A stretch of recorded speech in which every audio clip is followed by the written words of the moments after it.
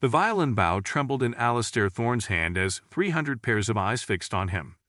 His solo was seconds away. The concert hall's silence pressed against his eardrums like a physical weight. 5 weeks of grueling rehearsals, countless private sessions with Elias, and still his fingers felt like they belonged to someone else. When the cue came, nothing happened. His arm froze. The orchestra continued for 2 excruciating beats before faltering, confusion rippling through the musicians. From the podium, Conductor Elias Blackwood's steel-gray eyes locked with his, not with the usual contempt but something different. He stepped forward, leaning close enough that only Alastair could hear. "Play for yourself, not them," he whispered, his breath warm against Alastair's ear. "But what you did that night when you thought no one was listening." The memory flashed hot through Alastair's mind. The empty practice room, the freedom of playing without judgment, and Elias emerging from the shadows afterward with an expression that changed everything between them. The orchestra held their collective breath. The donors in the front row exchanged glances. Alastair's promotion to first chair had been controversial enough without this disastrous confirmation of everyone's doubts. But something in Elias's whispered words cut through the panic. Alastair raised his bow again, closed his eyes, and began to play.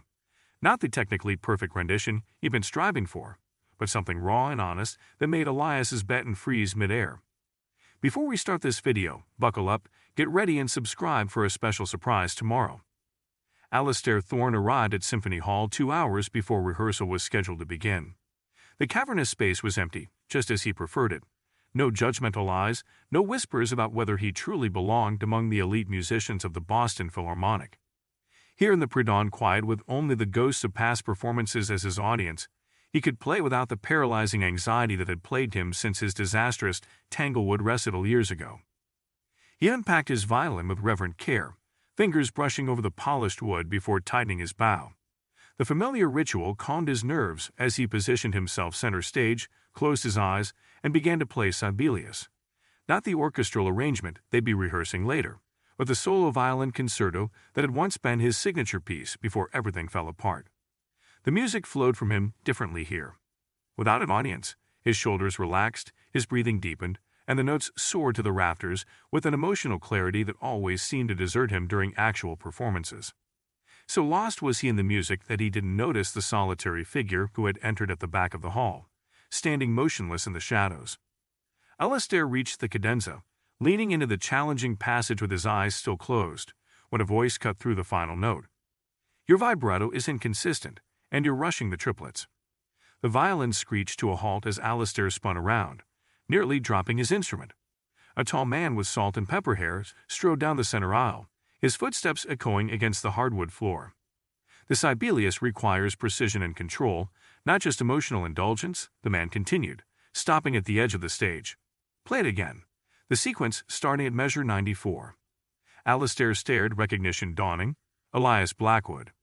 The new music director whose appointment had sent shockwaves through the classical music world. Former prodigy, notorious perfectionist, and reportedly destroyer of careers.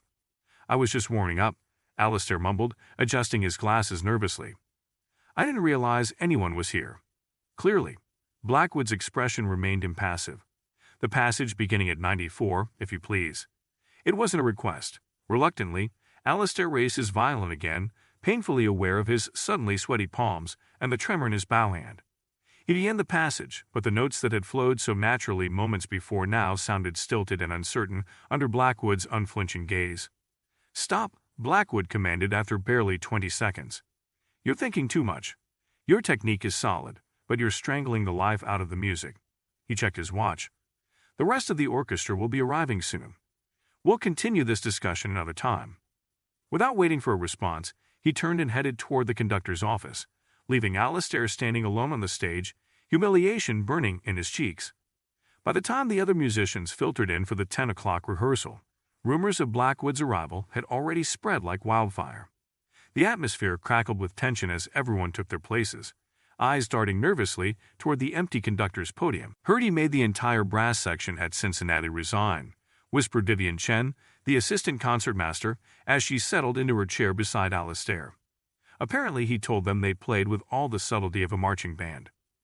Alastair said nothing, his earlier encounter with Blackwood still fresh in his mind.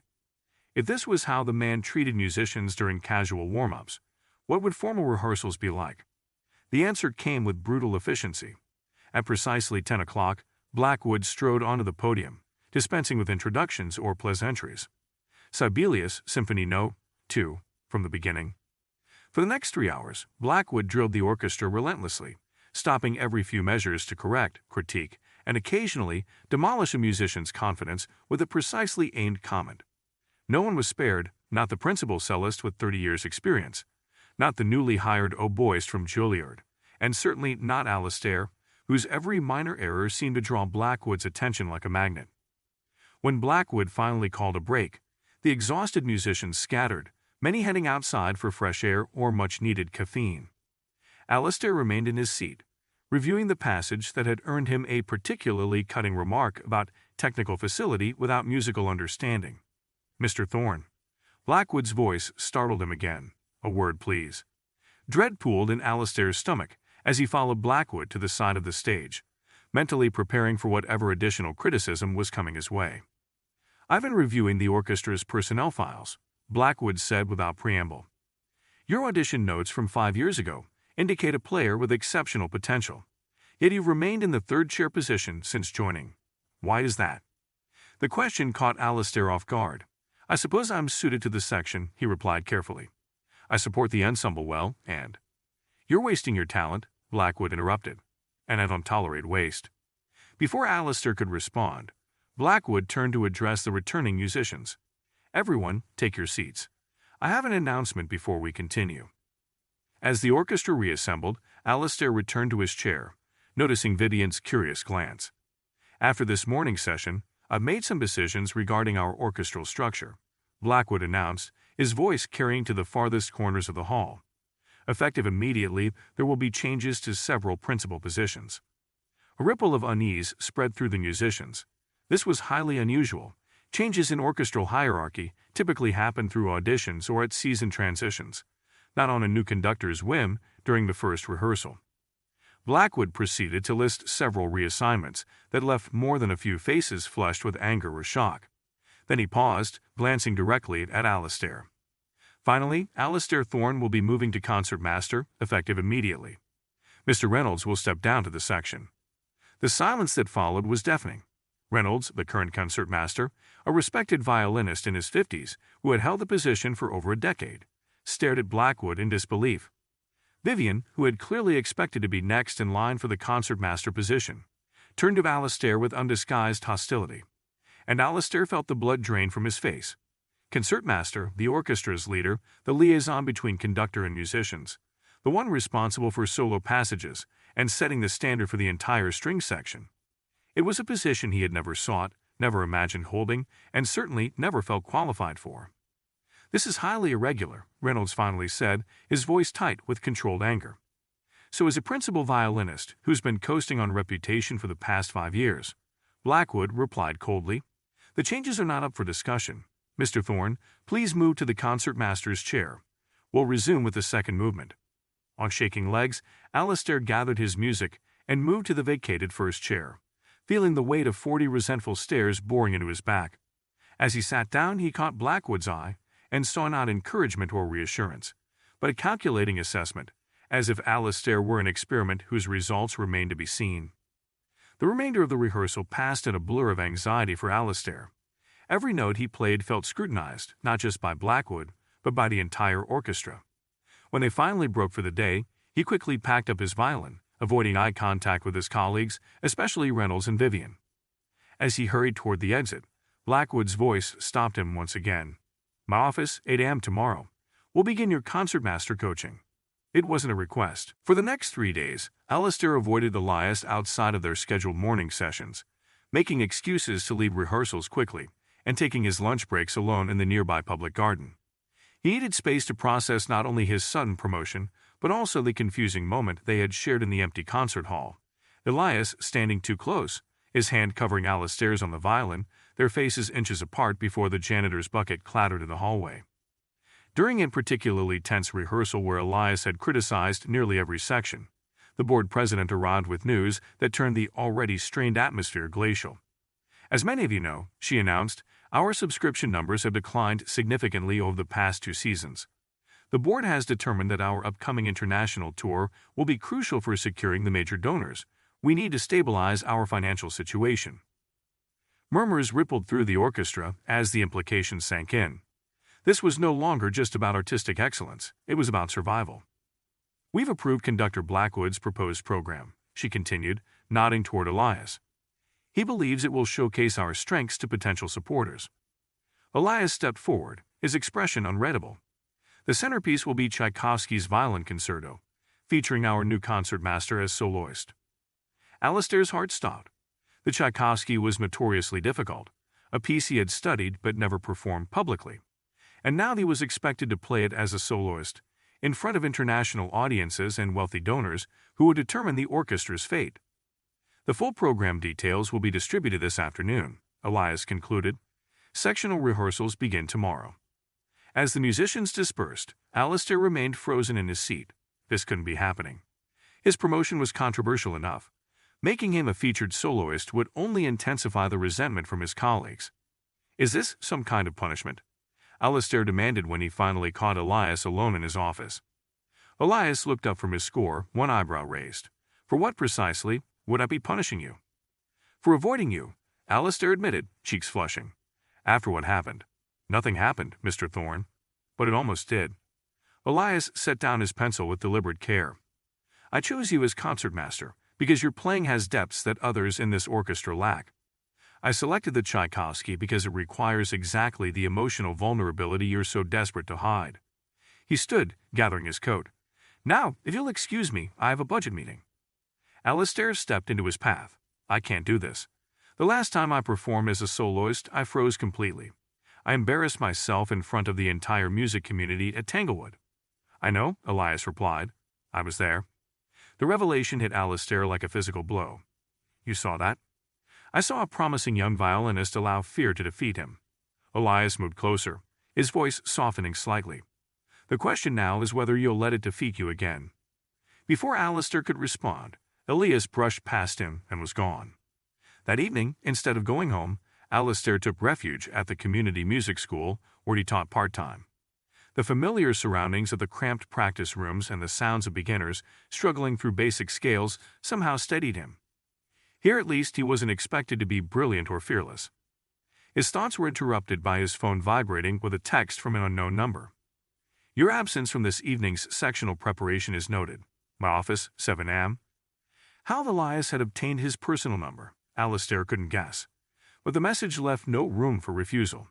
The next morning, Alistair arrived to find Elias already immersed in score study, his dress shirt sleeves rolled up and his normally impeccable hair slightly disheveled, as if he'd been running his hands through it. You're avoiding the orchestra, Elias stated without looking up. Understandable, but counterproductive. The first violin section needs leadership, especially given the accelerated tour preparation. They don't want my leadership, Alistair replied, especially Vivian. Ms. Chen's ambitions are not your concern.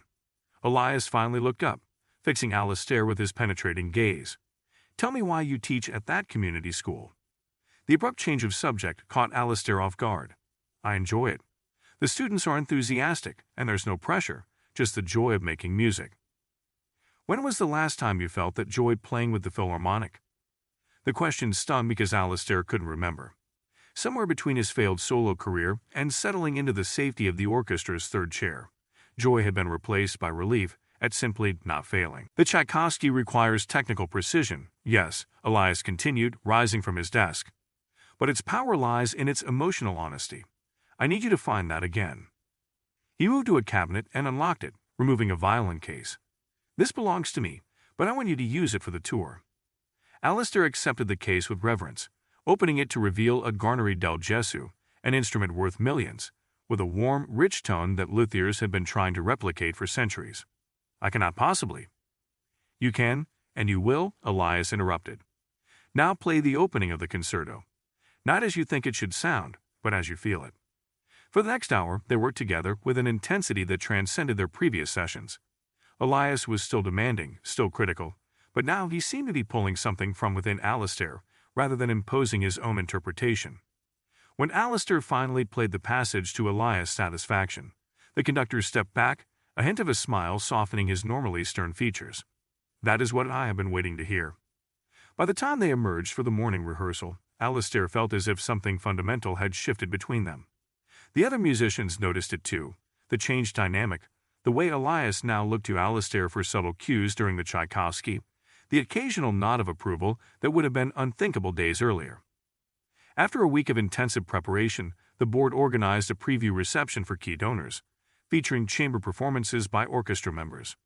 Elias programmed Alistair to play the Tchaikovsky First Movement, accompanied only by piano. The evening was tense from the start, with board members circulating nervously among potential donors. Alistair, dressed in his best suit, clutched a glass of water and tried to ignore the whispers that followed him around the reception hall. Heard he only got the position because Blackwood has a thing for younger musicians. Reynolds is threatening legal action, you know. The board is taking an enormous risk with this tour program. When it was finally time for him to perform, Alistair's hands were trembling so badly he could barely tune the garnery. Elias approached as he was adjusting the fine tuners. "Focus on the music, not the audience," he said quietly. "Remember this morning breakthrough." Their rehearsal that morning had indeed been extraordinary. For the first time, Alistair had played not just with technical precision, but with genuine feeling, earning rare praise from Elias. As they stood close together in the small backstage area, something electric passed between them. Without thinking, Alistair reached out and straightened Elias' slightly crooked tie. "For luck," he murmured, surprised by his own boldness. Elias caught his hand, holding it against his chest for a moment longer than necessary. "You don't need luck," he said, his voice low. "You have talent." Neither noticed Vivian Chen slipping back into the shadows, her phone held up to capture the intimate moment. The performance itself was a revelation. Perhaps it was the Garnery exceptional voice, or perhaps it was the lingering warmth of Elias' touch. But Alistair played with a freedom he had not experienced in years.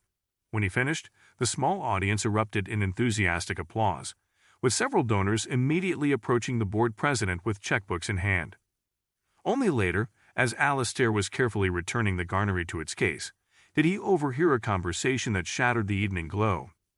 The relationship between conductor and concertmaster seems unusually close, an older board member remarked to Elias. "Some might even call it inappropriate." "There is no relationship," Elias replied coldly. "Mr. Thorne is a talented musician who required some additional coaching. Nothing more." Alistair's hands froze on the violin. Nothing more. After everything that had passed between them, the almost kiss, the shared moments of musical breakthrough, the touch that still burned on his skin, Elias could dismiss it all so easily. Unable to face returning to the reception, Alistair finished packing the violin and slipped out a side door, the night air cool against his suddenly burning eyes. The international tour began with a tense flight to London, Alistair and Elias, seated in separate sections of the plane as if by mutual agreement. The distance between them felt both necessary and painful to Alistair, who spent most of the journey staring out the window, replaying Elias' dismissive words over and over in his mind. During their first rehearsal at Royal Festival Hall, Elias was professional but distant, addressing Alistair only when necessary, and with none of the intensity that had characterized their private sessions back in Boston. The other musicians noticed the change, exchanging curious glances whenever the two men interacted. It was Vivian who finally approached Alistair during a break, her expression a carefully constructed mask of concern. "Trouble in paradise." Alistair looked up from his score, wary. "I don't know what you mean." Vivian pulled out her phone and held it up, revealing a photo of Alistair and Elias backstage at the donor event. Alistair's hand on Elias's tie, their faces close, the moment captured in perfect, damning clarity. "This has been making the rounds," she said with false sweetness. "Such a touching moment between conductor and concertmaster. The board must be thrilled with this professional dynamic." Alistair felt the blood drain from his face. "Delete that." "Why?" "It's just an innocent photo of colleagues, right?" She pocketed her phone. "Unless there's something more going on, in which case the board might have concerns about favoritism regarding your mysterious promotion." Before Alistair could respond, Elias called the orchestra back to order. Throughout the remainder of the rehearsal, Alistair felt Vivian's smug gaze on him, along with the increasingly curious stares of other musicians who had presumably seen the photo. That evening, alone in his hotel room, Alistair found himself staring at his reflection in the bathroom mirror, confronting an uncomfortable truth he'd been avoiding since that first almost kiss in the empty concert hall. Despite the hurt of Elias's dismissal, despite the complications and the risks to his career, he had fallen in love with Elias Blackwood. The London performance the next night received polite applause but mixed reviews. The critics praised Elias's innovative interpretation but questioned Alastair's readiness as concertmaster and soloist. Technically proficient but emotionally restrained, wrote one reviewer, words that cut Alastair deeply given how hard he had worked to connect with the music. When they arrived in Paris 3 days later, Alastair was surprised to find his parents waiting in the hotel lobby. His mother enveloped him in a tight hug while his father beamed proudly. "We couldn't miss your big international debut," his mother explained, cupping his face in her hands. "My little prodigy, all grown up and concertmaster of the Boston Philharmonic." Their unexpected appearance added another layer of pressure. Marisol Thorne had sacrificed so much for his musical education, spending hours drilling him on scales and arpeggios when other children were out playing. How could he tell her that he might lose this position almost as soon as he'd gotten it? During their dinner together, his parents asked all the questions he'd been dreading. "How are you finding the new conductor?" his father inquired. "We've read such interesting things about him." "He's very demanding," Alastair replied carefully. "What brilliant." "And this soloist opportunity," his mother added, "it's everything we've worked for, yes? After what happened at Tanglewood, I thought perhaps you had given up on solo performance." Alastair pushed his food around his plate. "It wasn't my choice. Elias selected the program." His mother raised an eyebrow at the familiar use of the conductor's first name, but didn't comment. The Paris performance went better than London, with Alastair drawing on his parents' presence for strength. But as the tour progressed through Berlin and Vienna, the strain began to show. Gossip about the photos spread through the orchestra, with musicians taking sides, some defending Alastair, others supporting Vivian's thinly veiled campaign to discredit him. Through it all, Elias remained frustratingly aloof, offering only professional critique during rehearsals and disappearing immediately afterward. Alastair yearned for just 5 minutes alone with him, a chance to clear the air, but Elias seemed determined to maintain their public distance. It was in Vienna that Alastair encountered Dr. Alina Way, his former violin teacher, who now served on the faculty at the city's music conservatory. They met for coffee in a small cafe near the concert hall, and Alastair found himself pouring out the whole complicated story. Helena listened attentively, her expression growing increasingly troubled. When Alastair finished, she sighed heavily. "There's something you should know about Elias Blackwood," she said, "something that might explain his behavior." According to Helena, the scandal that had derailed Elias's solo career 15 years ago wasn't just about controversial interpretations, as was commonly believed. It had involved a relationship with his own mentor, a famous conductor 30 years his senior, that had ended disastrously with accusations of manipulation and emotional abuse. "The music world has a long memory," Helena concluded. "Elias rebuilt his career as a conductor, but he's been extremely careful about his personal relationships ever since." "Are you saying our situation is similar?" Alastair asked, disturbed by the parallel. "I'm saying history has a way of repeating itself if we're not careful," Helena replied. "The power dynamic between a conductor and a musician is already complicated. Add personal feelings, and it becomes explosive." The conversation left Alastair deeply unsettled. Was he merely repeating a pattern in Elias's life? Was that why Elias had pulled away so abruptly, recognizing a dangerous similarity to his past? As the tour moved on to Tokyo, Alastair felt increasingly isolated. The critical reception continued to be mixed, with most reviewers acknowledging the orchestra's technical excellence, while questioning the emotional connection between conductor and musicians, particularly in the Tchaikovsky concerto. Tokyo represented their most important venue yet. Key international donors would be attending, along with representatives from major record labels considering a live recording contract. The pressure was immense, and Alastair felt it acutely as they rehearsed in the magnificent Suntory Hall. His anxiety, which had been somewhat manageable throughout the tour, returned with a vengeance.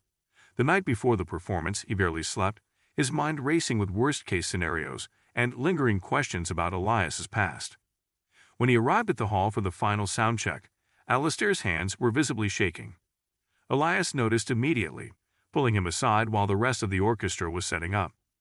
"Are you ill?" he demanded, his tone professional but his eyes betraying a hint of genuine concern. "I'm fine," Alastair lied, "just tired." Elias studied him for a moment, clearly not believing him, but apparently unwilling to press the issue. "The Tchaikovsky needs to be better than Vienna." More connection, less technique. That's a bit difficult when you've been avoiding me for weeks, Alistair replied, unable to keep the hurt from his voice. Something flickered in Elias' expression, gone so quickly Alistair might have imagined it. My personal choices are not relevant to your performance obligations, Mr. Thorne. Back to Mr. Thorne now, Alistair thought bitterly, as if they were strangers. The evening performance began well enough, with the orchestra finding its collective voice in Debussy's L'Amour, followed by a spirited rendition of Bartók's Concerto for Orchestra. But as Alistair stepped forward for the Tchaikovsky Concerto, a wave of dizziness washed over him. The lights seemed too bright, the audience too large, their expectations too heavy. He raised his bow, making eye contact with Elias, as they had practiced so many times.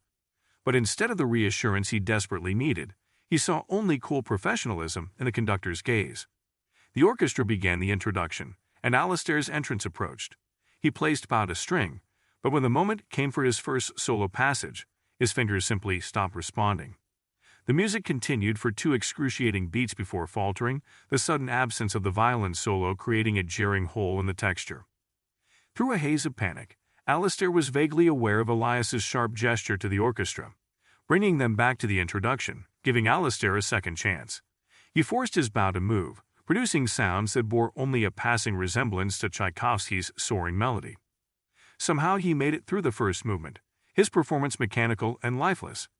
During the brief pause before the second movement, he risked a glance at Elias, expecting fury or disappointment. Instead, he saw something that looked remarkably like concern. After the concert, which the polite Japanese audience received with respectful applause despite the obvious issues with the Tchaikovsky, Alistair retreated to a practice room, unable to face his colleagues or the donors at the reception. He was packing up the garnery, hands still trembling, when he overheard voices in the hallway. The concertmaster position is clearly too much for him, came the voice of a board member. Perhaps we should consider reinstating Reynolds for the remainder of the tour. Or promoting Miss Chen, added another voice. She's been very vocal about her readiness to step in. Alistair leaned against the wall, eyes closed in defeat. They were right. He had failed spectacularly, proving every doubt about his abilities correct. The only honorable thing to do was to resign before they could fire him. As he gathered his courage to face what would surely be an uncomfortable conversation with the board, the door opened, and Elias entered, closing it firmly behind him. "The board wants me to replace you," he said without preamble. Alistair nodded, unable to meet his eyes. "I know. I heard them. I refused." Alistair looked up, startled. "What?" "I told them that one difficult performance doesn't erase your value to this orchestra." Elias moved closer, his expression unreadable. "I also told them that if they insisted on replacing you, they would need to find a new conductor as well." "Why would you do that?" Alistair asked, genuinely baffled. "After weeks of avoiding me after dismissing whatever was happening between us to the board?" Elias was silent for a long moment. "I was offered the principal conductor position with the Vienna Philharmonic last month," he finally said. "It's the kind of opportunity most conductors wait a lifetime for." Alistair felt a fresh wave of hurt, so Elias was leaving. Perhaps that explained his emotional distance. He had already moved on in his mind. "Congratulations," he managed to say. "When do you start?" "I turned it down," Elias replied. "I chose to stay with Boston. To stay with you." The revelation hung in the air between them, its weight almost tangible. Alistair stared at Elias, searching his face for any sign of manipulation or ulterior motive, but found only raw honesty in those usually guarded eyes. "You turned down Vienna for Boston?" Alistair finally asked. "Or for me?" "Is there a difference?" Elias countered, his voice unusually soft. The question pierced directly to the heart of everything that had gone unspoken between them, everything Alistair had been too afraid to acknowledge. Before he could respond, the practice room door opened, and the board president appeared, her expression grave. "The donors are asking for you both," she said. "And Elias, we need to discuss the Sewell program before tomorrow's flight." With one last, lingering look at Alistair, Elias followed her out, leaving Alistair alone with the implications of what he'd just learned. That night, Alistair barely slept, his mind replaying the disastrous performance and Elias's unexpected confession. By morning, as the orchestra prepared to depart for the final stop on their tour, he had made a decision that felt simultaneously like cowardice and courage. He slipped out of the hotel before dawn, leaving behind a note for the orchestra manager explaining that he would not be continuing to Sewell.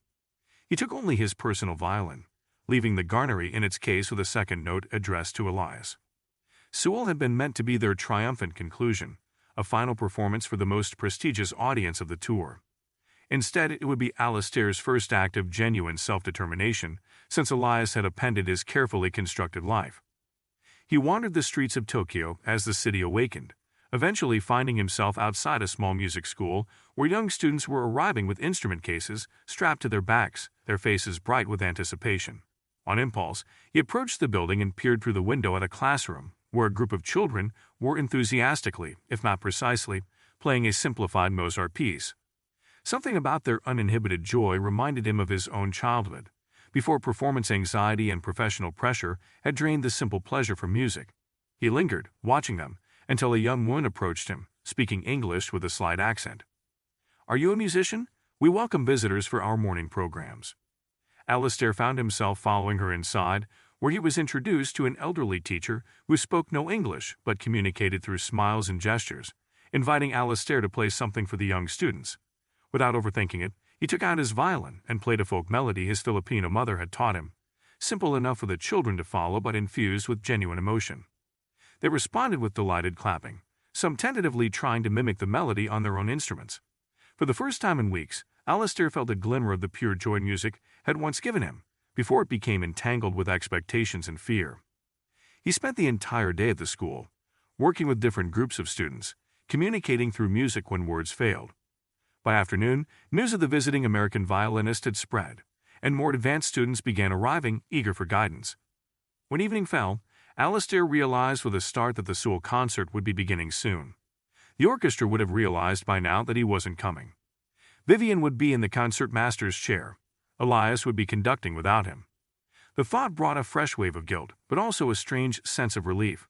For once, he had made a choice based solely on what he needed, not what others expected of him. He was helping a teenage girl with a particularly challenging passage when a commotion at the entrance caught his attention. Through the small crowd of students and parents, a familiar tall figure emerged, his normally immaculate appearance slightly disheveled, as if he had been searching for hours. Elias. Their eyes met across the room, and the background noise seemed to fade away. Elias moved toward him with purpose, ignoring the curious stares of the students and teachers. "You left," he said simply when he reached Alistair. "I needed to," Alistair replied, gently setting down the student's violin. "How'd you find me?" "Your phone's location," Elias admitted. "The orchestra manager tracked it when we realized you were missing. The board wanted to call the police." Alistair winced at the trouble he had caused. "I left a note saying you needed space. That's not an explanation, it's an evasion." Elias's voice was controlled, but Alistair could hear the tension beneath it.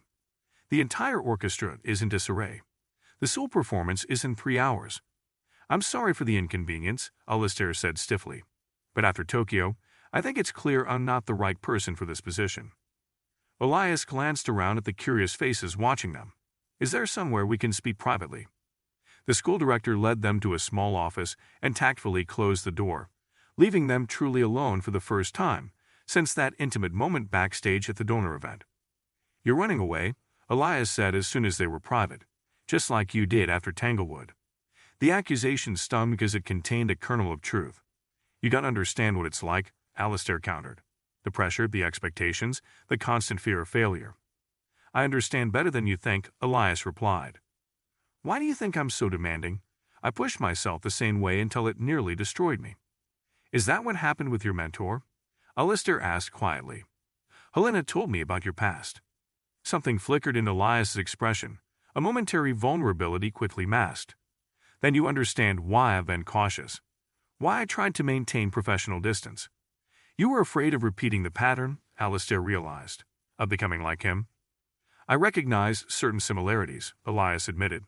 "The power imbalance, the intensity of the connection, my influence over your career." "So you pulled away?" "I tried to," Elias said. "But when I saw you freeze on stage in Tokyo, when I felt your panic as if it were my own, I knew I had failed at detachment." He paused, his next words careful and measured. "I care for you in ways that terrify me, Alistair, but I cannot and will not let that care become control or manipulation." The honesty of the confession and the evident struggle behind it touched Alistair deeply. Here was Elias Blackwood, the fearsome perfectionist, admitting to fear and vulnerability. "I didn't leave because of you," Alistair said softly. "I left because I needed to remember why I play music at all. These children reminded me." He gestured toward the classrooms beyond the office. "They play for joy, for expression, not for reviews or board approval." "Then play for joy and soul tonight," Elias urged. "Not for me, not for the orchestra, but for yourself." Alistair shook his head. "I can't go back." "Not now?" "You can," Elias insisted. "But only if you want to. I won't force you or convince you. This has to be your choice, not mine." It was this, ultimately, that reached Alistair. The fact that Elias was offering him genuine agency rather than using his considerable persuasive powers to manipulate the outcome. For perhaps the first time, Alistair felt truly seen by him, not as a project or protege, but as an equal whose choices deserved respect. "The concert starts in less than 3 hours," Alistair said hesitantly. "Even if I wanted to return, we never make it in time." A small smile flickered across Elias's face. "The board chartered a private jet. It's waiting at the airport." Of course it was. The image of the imperious Elias Blackwood demanding a private jet to retrieve his wayward concertmaster was both absurd and oddly touching. "And if I say no?" Alistair asked. "Then I tell the board you've resigned and Vivian takes over permanently," Elias replied simply. "And I'll have a second seat on the charter back to Boston tomorrow. You walk away from the tour."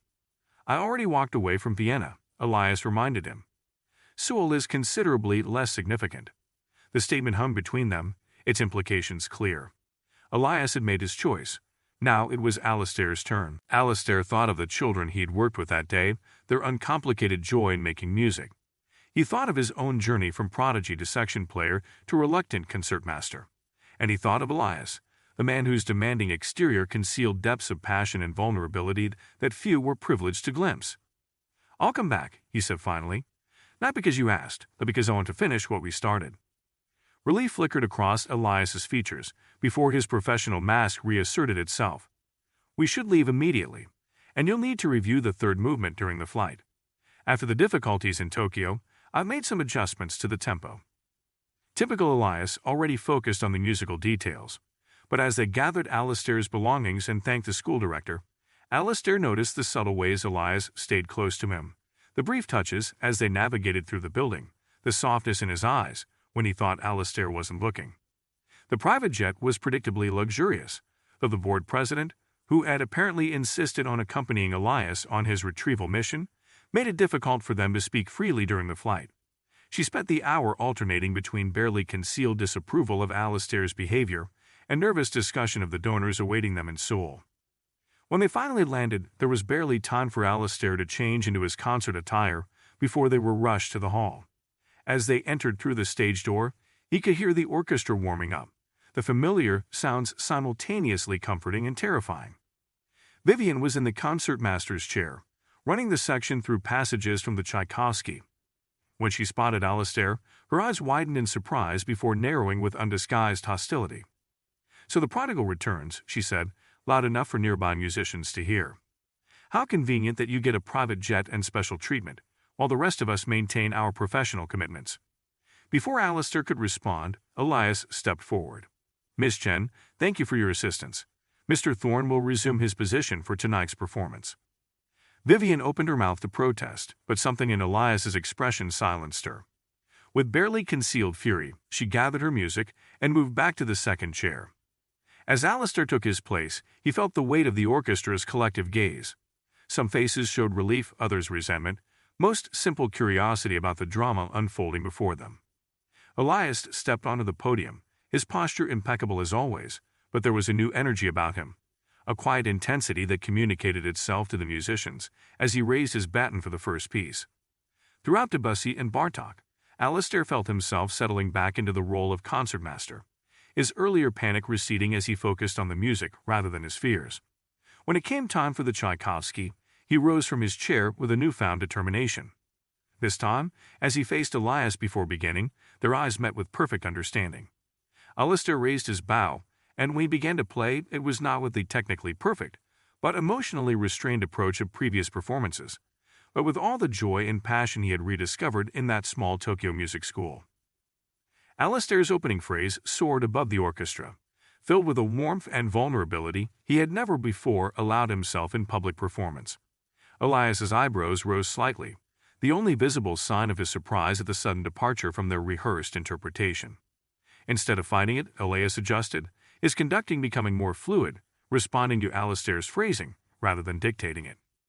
What emerged was neither Alastair's interpretation nor Elias's, but something new, a genuine dialogue between soloist and conductor. The orchestra, sensing the shift, followed with growing enthusiasm.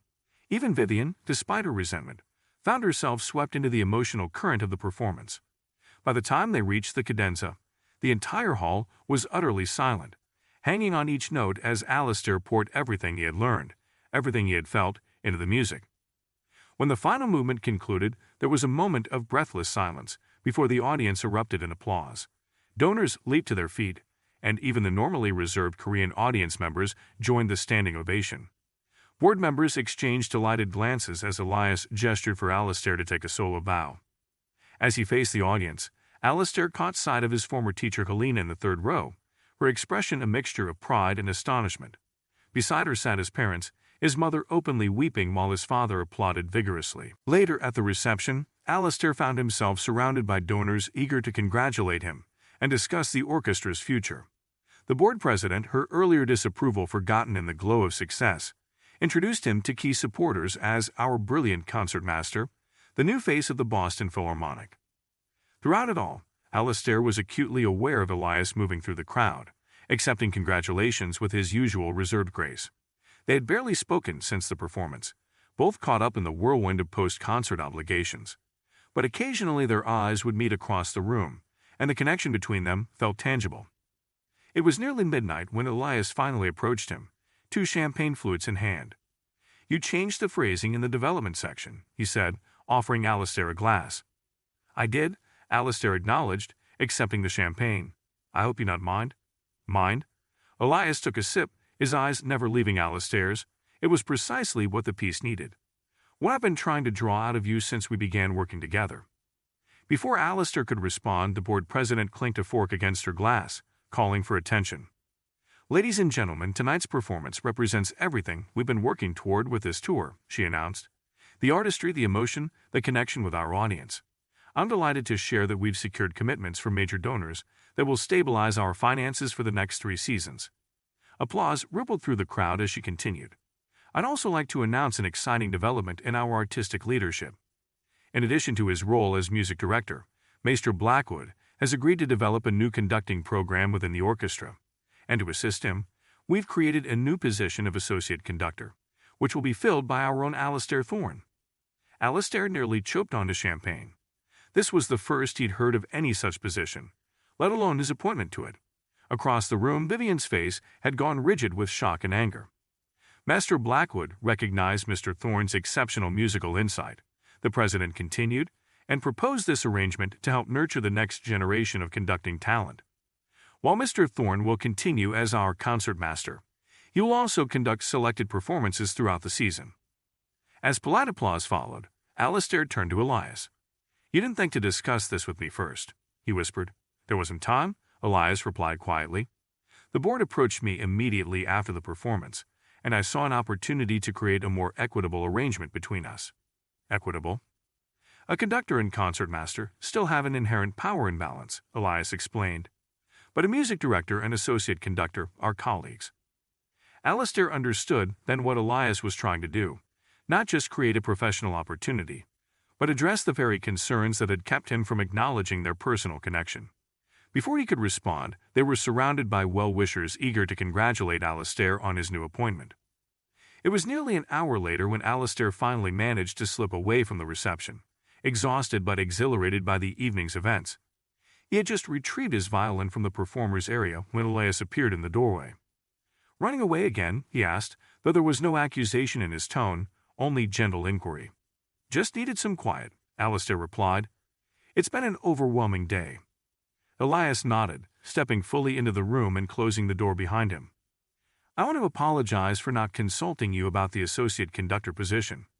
I should have discussed it with you first." "It's all right," Alastair said, surprised to find he meant it. "It's actually a fascinating opportunity. though I know nothing about conducting. You have natural instincts, Elias replied. I've watched you in sectionals. The rest can be taught. He paused, seeming to choose his next words carefully. But that's not the only reason I proposed it. I know, Alistair said softly. You're trying to balance the scales between us. Yes. Elias moved closer, his usual commanding presence softened by vulnerability. Alistair, what I feel for you goes beyond professional admiration or even friendship. But I cannot, will not, allow those feelings to exist within a relationship where I have power over your career.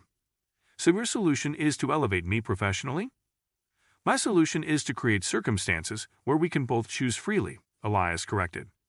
Where neither of us needs to question the other's motives or feel constrained by professional hierarchies. It was perhaps the most honest thing Elias had ever said to him, and Alistair was struck by how much courage it must have taken for this intensely private man to acknowledge his feelings so directly. There will still be talk, Alistair pointed out.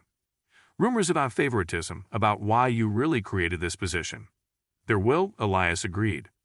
Which is why I've also decided to be transparent about our personal relationship, whatever form it takes. No more dismissals to board members, no more pretending there's nothing between us. The statement was both a promise and a question. Alistair set down his violin case, moved by Elias's willingness to risk his hard-won professional reputation. And what form do you want it to take? He asked, his voice barely above a whisper. Instead of answering with words, Elias closed the distance between them, one hand coming up to cup Alistair's face with unexpected gentleness. The kiss, when it came, was nothing like the frantic almost moment they had shared weeks ago. It was deliberate, tender, a careful exploration rather than a desperate collision. When they separated, Alistair saw in Elias's eyes not the demanding perfectionist who had terrorized the orchestra, but a man capable of profound vulnerability and growth. I want us to discover that together, Elias said quietly, as equals. Their return to Boston a week later marked the beginning of both professional and personal transformations. The orchestra, energized by the tour's success and the influx of donor funding, embraced a renewed sense of purpose. Elias, while still demanding excellence, found ways to temper his critiques with encouragement. And Alistair stepped into his expanded role with growing confidence, dividing his time between concertmaster duties and conducting studies. True to his word, Elias made no attempt to hide their relationship. At the first post-tour meeting, he addressed the Whisperers head-on, acknowledging both his personal connection to Alistair and the steps being taken to ensure professional integrity. There were some raised eyebrows and a few resigned board members, but the success of the Sewell performance had earned them considerable goodwill. Vivian remained coldly professional, her ambitions temporarily thwarted but not abandoned. Reynolds, the former concertmaster, surprised everyone by offering Alistair his genuine support, perhaps recognizing in the younger man's journey a reflection of his own early struggles. 6 months later, Alistair stood before a group of young musicians, watching their faces as they worked through a difficult passage. The youth orchestra program had been his initiative, focused specifically on talented students struggling with performance anxiety. Twice weekly, he shared with them the techniques he had developed to manage his own fears, creating a safe space where mistakes were viewed as opportunities rather than failures. Remember, the audience wants you to succeed, he told them, echoing words that Helena had once shared with him. They're not waiting for you to fail. They're hoping to be moved by your music. From the back of the rehearsal space, Elias watched silently, a small smile playing at the corners of his mouth.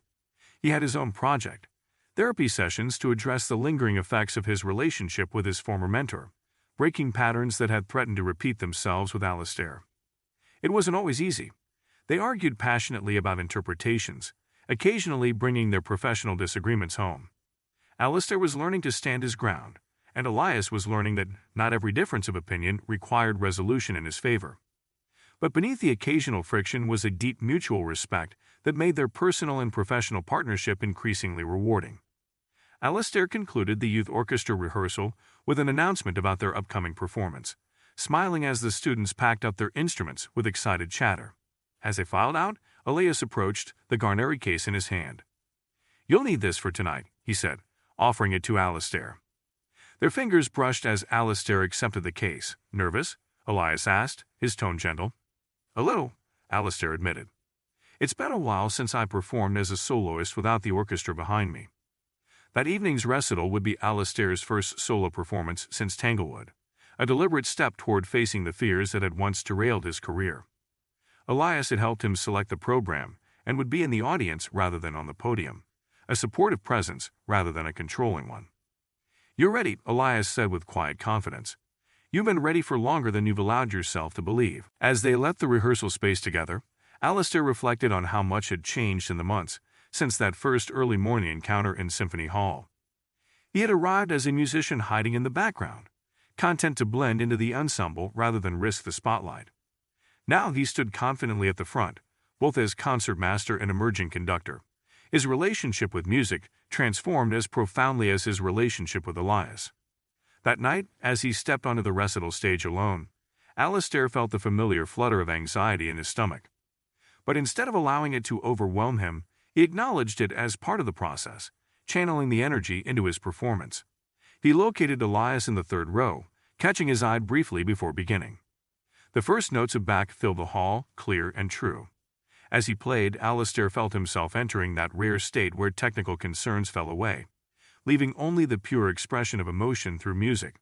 This was what he had rediscovered in that small Tokyo music school, what he had channeled in Seoul, what he now shared with his students and, most intimately, with Elias. When the recital concluded, the audience rose in thunderous applause. Alistair took his bows, his eyes finding Elias among the standing crowd. The pride and love in that gaze told him everything he needed to know about how far they had both come, each healing the other's deepest wounds through patience, honesty, and the transformative power of music. Later that night, as they walked home through Boston's quiet streets, Alistair reflected on the curious path that had brought them together. How Elias's demanding perfectionism had pushed him to confront his fears, and how his own vulnerability had helped Elias break free from destructive patterns of the past. "I've been thinking about what you said that day in Tokyo," Alistair said, their hands linked as they walked. "About playing for joy, not for others' approval." "And?" Elias prompted, his breath visible in the cold air. "I think I finally understand what you meant," Alistair replied. "It's not about ignoring the audience or dismissing the response. It's about finding something within the music that matters so deeply to you that sharing it becomes an act of generosity rather than a plea for validation." Elias smiled, squeezing his hand. "That's precisely it.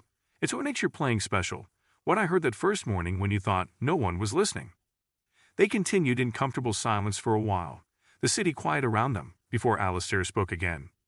"Thank you for pushing me past my comfort zone, for seeing something in me I couldn't see in myself." "And thank you," Elias replied softly, "for teaching me that true strength lies in vulnerability, not control."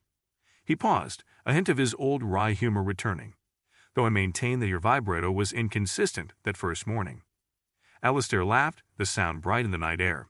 "And I maintain that your conducting was overly rigid." "Perhaps we both improve each other," Elias conceded. As they reached their shared apartment, Alistair reflected that this was the true gift of their relationship, both professional and personal, the way they challenged and supported each other, creating together something more beautiful than either could have achieved alone. Like the perfect harmony between soloist and conductor, they had found the delicate balance that transformed individual talents into something transcendent.